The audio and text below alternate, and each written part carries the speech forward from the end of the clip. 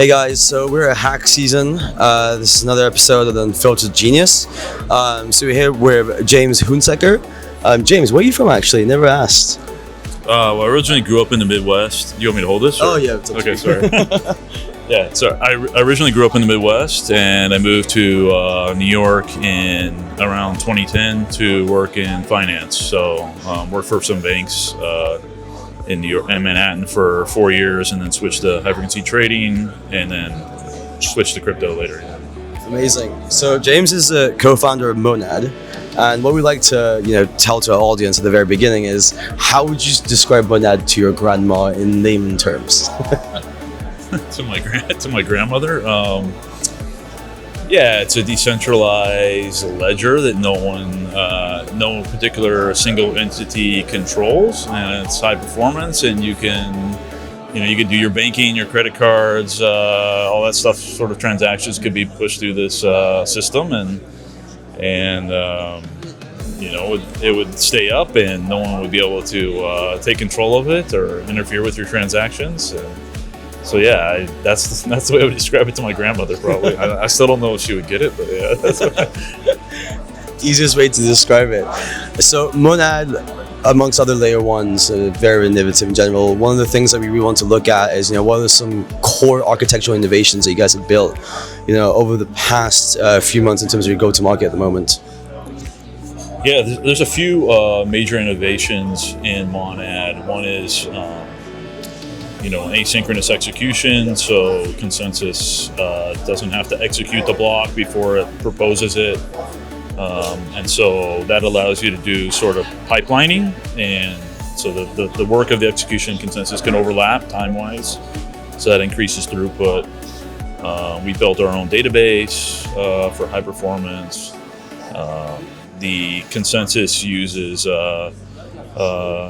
distribution mechanism Raptorcast, which is a way of getting the blocks out to all the validators in a low latency sort of way.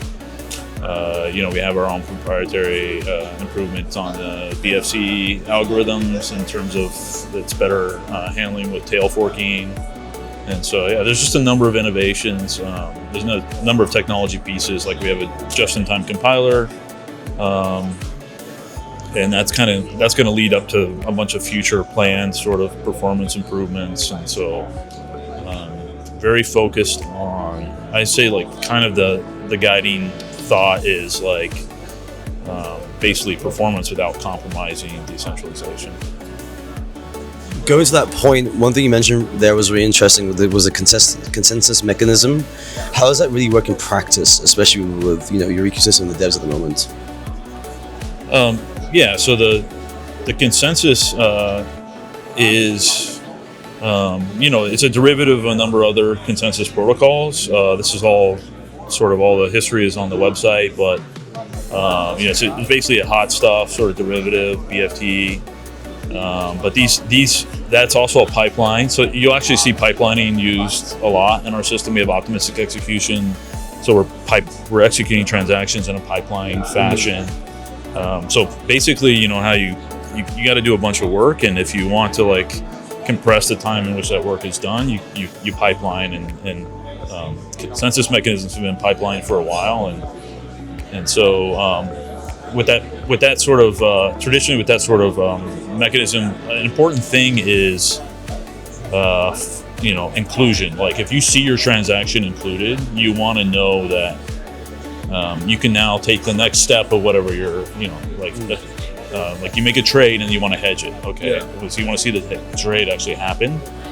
And so in the traditional pipelining consensus, you could have this thing called tail forking, which is like you see your transaction included in the block, and then maybe a proposer down the line forks off an earlier block, and so your transaction actually didn't end up being included. So that's one of the improvements from the Monad BFT paper, is that once a block is basically proposed, as long as there's some conditions are met, that block has to be reproposed if it doesn't get finalized. And so you see your transaction was included, it's going to be included.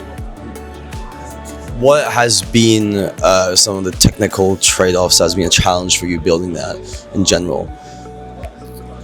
When we first started Mana, we took some of the existing projects and tried to like make them more performant, and we just weren't able to do that, and so we kind of had to learn some lessons the hard way. And we ended up, basically everything in Mana right now is written from scratch. So all the code is just implemented basically from, basically zero. Of course, we use libraries, other open source libraries and stuff like that. But it's not a clone of an existing blockchain, and so that was just super challenging. There's a lot of stuff we had to learn about databases, for example. And so you just kind of iterate, you run experiments, and that stuff takes time, and sometimes you go down the wrong path, and it's frustrating. You got to go back and recalibrate, and so that's just been the challenge. In terms of just like building a company in general, it's like challenges are hiring and all that sort of stuff. Yeah. Moving away just slightly from obviously everything that's happening in Monad right now and the current narrative that's happening on stablecoins, you guys have acquired a company recently, right? Portal Labs, to get into the stablecoin space. Can you tell me more about that? Like, what was that? Why was this such a strategic acquisition for you guys? I actually can't tell you more about that because that's at Foundation and I'm at Labs. Okay. Yeah. And so I know a little bit about it, but it's better if I just not comment on all because I don't. Yeah, that makes sense. Down the line, in the next few months, just tell us more what's happening at Monad. Are there any specific events that are happening and things that we should be aware of? Mana and mainnet will launch sometime soon, before the end of the year for sure. And there's just a lot of stuff that's getting finalized. We completed the audits. We're running a code contest now. I think it's about half over. So a contest where you find bugs, sort of thing. And from that point on, then basically the technology will be soft code and everything will be kind of fixed, and then it's up to other sort of there's a lot of stuff that goes into launching a chain and coordination amongst third parties and that sort of stuff. And so once all that's kind of like figured out, then the chain will launch, and it should be exciting, but also nerve-wracking to make sure everything goes smoothly.